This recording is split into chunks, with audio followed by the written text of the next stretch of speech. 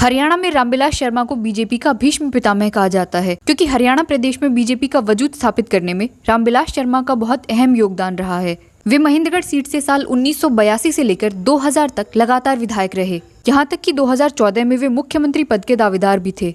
और जब मनोहर लाल खट्टर को मुख्यमंत्री बनाया गया तो 13 विभागों के साथ रामविलास शर्मा हरियाणा सरकार के दूसरे सबसे प्रभावशाली मंत्री थे। जहां हरियाणा में रामविलास शर्मा किसी परिचय के मोहताज नहीं है, वहां महेंद्रगढ़ की जनता के लिए तो भाजपा का अर्थ ही रामविलास शर्मा रहे हैं। ऐसे में जब इस बार हरियाणा विधानसभा चुनाव के लिए भाजपा ने रामविलास शर्मा को टिकट नहीं दी तो ये उनके और उनके समर्थकों के लिए एक बड़ा आघात था। रामविलास शर्मा 74 साल के हैं। अगर पार्टी की तरफ से उन्हें टिकट मिलता तो वो संभवतः आखिरी बार चुनावों में खड़े होते। ऐसे में पार्टी के उनको इस मुकाम पर आकर टिकट नहीं देने को उनके समर्थकों ने दगा के रूप में देखा है। 11 सितंबर को रामविलास शर्मा ने विधानसभा चुनाव के लिए महेंद्रगढ़ विधानसभा से नामांकन दाखिल किया, लेकिन उसी रात पार्टी ने अपनी तीसरी सूची जारी करते हुए महेंद्रगढ़ विधानसभा के लिए बीजेपी उम्मीदवार की घोषणा की, जो रामविलास शर्मा नहीं थे।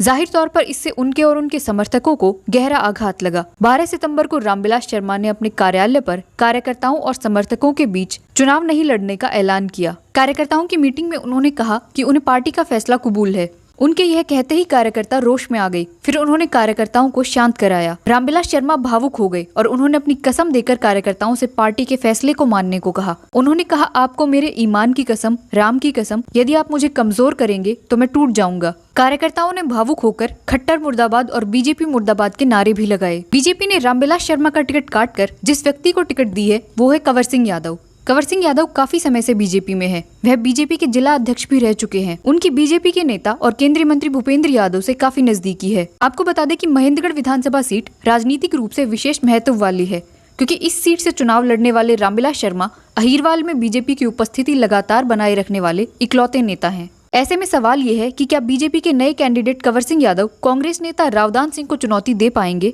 अभी तक आलम यह है कि पिछले 32 सालों से यही दोनों महेंद्रगढ़ से विधायक बनते आ रहे हैं। इस अहीर बहुल क्षेत्र में अहीर विधायक ही ज्यादा बने हैं। अभी तक रामविलास शर्मा ने ही उनके जीतने के सिलसिले को रोका है। अब जब बीजेपी ने उनके स्थान पर कंवर सिंह यादव पर दाव खेला है, तब महेंद्रगढ़ में चर्चा है कि क्या रामविलास शर्मा की सियासी विरासत को कंवर सिंह यादव आगे बढ़ा पाएंगे? क्या वे सियासी तौर पर उनके उत्तराधिकारी बन पाएंगे? राजनीतिक हलकों में चर्चा है कि पूर्व सीएम मनोहर लाल से उनके बिगड़े रिश्तों ने रामविलास शर्मा का आखिरी बार चुनाव लड़ने का सपना चकनाचूर कर दिया। बीजेपी के रामविलास शर्मा का टिकट काटने पर आपके क्या विचार है? हमें कमेंट्स के जरिए जरूर बताएं। और ऐसी ही महत्वपूर्ण खबरों के साथ अपडेटेड रहने के लिए सब्सक्राइब कीजिए इंडिया न्यूज पॉइंट को।